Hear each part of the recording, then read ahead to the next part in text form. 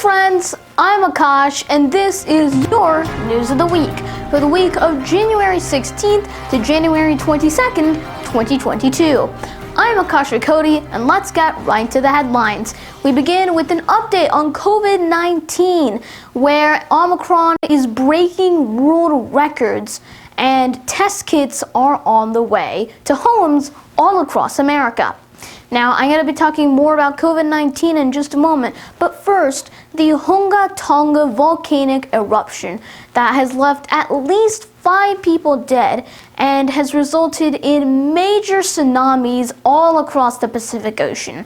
I'm going to be talking more about Tonga very soon, but first we'll be taking a look at the fact that the Supreme Court officially rejected President Trump's attempt to block Trump January 6, 2021 documents that is on the day of the infamous U.S. Capitol insurrection from the House Select Committee investigating January 6, 2021. Now, this is a very breaking story that is going to be very crucial in seeing what really happened on that fateful day just a year ago. But first, we'll take a look at our last story of the week, and that is that Microsoft announces its intention to acquire video game publisher Activision Blizzard for a total of $68.7 billion. It is a major acquisition, and there's other reasons why it's important for both companies too. So I'm going to be talking more about that very soon. But first, that's all your headlines, so let's get into the further details on the news of the week. So we begin with COVID updates. Yet again, Omicron still on the rise with 3 million cases worldwide, 9,000 deaths worldwide as well. That is actually 3,000 more than the ones we've been seeing for the past few weeks. So it seems like the deaths are now just beginning to catch up with the record-breaking rate of cases that have been rising over the past few weeks. Now, as Omicron has been rising, the U.S. government has done as much as it can to help protect its citizens and the people living in the United States. So they've been sending out vaccines and also the test kits for free to the citizens, and now they've launched up a website on USPS. This is special.usps.com/testkits. And the way this works is that if you register your details and, if you live in America, then USPS is going to be sending you a test kit, so that way you can test if you have COVID or not. Now, testing to see if someone is COVID-19 or not is going to become so much easier and so much less of a hassle. Now, the good thing though is that since we have all of these, we can make sure we're protected from COVID-19, but it's very important to still keep all the same ways to make sure that you have no chance whatsoever of getting COVID-19. Wearing masks, taking the vaccine. All these precautions must be made. So that's what's going on with your COVID-19 updates. Let's take a look at our next story of the week, which is the Tonga volcanic eruption that started on January 14th. 2022. Now, this right here is very major, as this occurred on an island in the middle of the Pacific Ocean. So, you can see where this is starting to go. But first, the preliminary details on this eruption. Now, this gigantic blast wave was heard from Canada. No joke, it was heard from all the way in Canada in some places. And a few regions have even had the gigantic ash plume that rose out of the eruption that has even blocked the sun in certain regions. This is terrifying, especially for those living in Tonga and the other islands throughout. And this is just the beginning, because since this is an underwater volcanic eruption that just burst out of nowhere, this really means that, guess what? Tsunamis are about to arise, and they did, starting with the first wave that was 3 feet tall that hit the Tongan capital city of Nuku'alofa. Now, from there, it expanded to pretty much almost every single country in the Pacific Ocean, and also every country that bordered the Pacific Ocean. So we're taking a look at, say, Fiji, American Samoa, which is really a territory of America, Vanuatu. We're taking a look at the New Zealand, Australia, Japan, China, Russia, South Korea, Peru, Chile, Canada, Mexico, and the United States of America. I mean, just on the West Coast here in America, multiple populous Californian cities were swashed up with roughly anywhere from 2 to 4 foot waves. And this is actually roughly the standard that we're seeing. Most of the waves that have been received are anywhere from 1 foot all the way to 4 foot. And the largest ones are 6 feet tall. And these were actually in Chile, in South America. So that's what's going on with the Tonga volcanic eruption. To those who are still in the area and may as well get another wave, make sure to please be safe and sound. And during this time, all our thoughts and prayers are with you. Currently, the emergency services in all these countries are working to make sure that their citizens are safe from this eruption. And that is what's going on with the Tonga volcanic eruption of 2022. So let's take a look at our next story, which relates to the Supreme Court.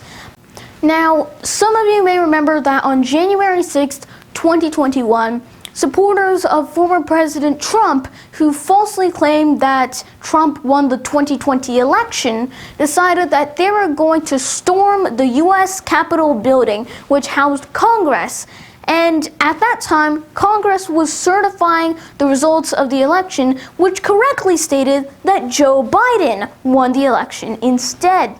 Now, these Trump supporters raced up and got inside the Capitol in some cases, but thankfully not before all members of Congress were evacuated out of the building. This day is one that we'll never forget for a long, long time. And this U.S. Capitol insurrection has been the source of gigantic controversy for the past year since it occurred. So over the past year, former President Trump has been trying his best to block the Trump January 6th documents from being passed onwards to the House Select Committee that is currently investigating the January 6th attacks as we speak. So this is what's been going on. President Trump and his lawyers state that, opening up what's going on in the presidency at the time of this event was a breach of presidential privilege. And that was the argument that President Trump's lawyers put up. Whereas the prosecutors stated that what was going on really shouldn't have been. Because if anything, they claimed that had President Trump not done anything, and by that I mean had he not done anything suspicious, then he probably would have let everything go to, absolve himself. But then that isn't happening, so he must have something to do with this. That's what the opposition are saying about this. Now, this has been going back and forth for pretty much many months now. So it finally came to the Supreme Court to decide, and in an 8-1 ruling, the Supreme Court officially decided that they were going to reject President Trump's attempt to block these documents from being passed on to the House Select Committee to investigate the January 6th attacks. This is a big win for Democrats who say that President Trump was trying to hide something and was being too shady about it. Whereas Republicans are saying that Democrats are just using their power in the Supreme Court and on the House Select Committee to try and get to convict President Trump of something no matter what happened. these are the two sides, as far as I'm aware, of what's been going on. But regardless of this, we can prove here that no one is above the law, and that even the president may not get what he wants all the time. That is what's going on with the Supreme Court case. They're going to be analyzing this evidence very soon, the House Select Committee, and I'll be covering that in a future news of the week. But that is all of your Supreme Court information. So let's take a look at the last story of the week. It's just the fact that Microsoft is planning to acquire the large video game publisher Activision Blizzard for a total of $68.7 billion. Now, Activision Blizzard is a gigantic video game company. I mean, it was actually founded in 2008 from a merger between two already successful video game companies, Activision and Vivendi Games, which owns Blizzard. So Activision Blizzard was founded. They also own the mobile gaming company King and also MLG, Major League Gaming, a very popular esports league. So, with that out of the way, let's take a look at a few of the games that Activision Blizzard has made. This usually includes, like Call of Duty or Overwatch, Candy Crush Saga. These are the types of very, very popular games. I should also mention World of Warcraft.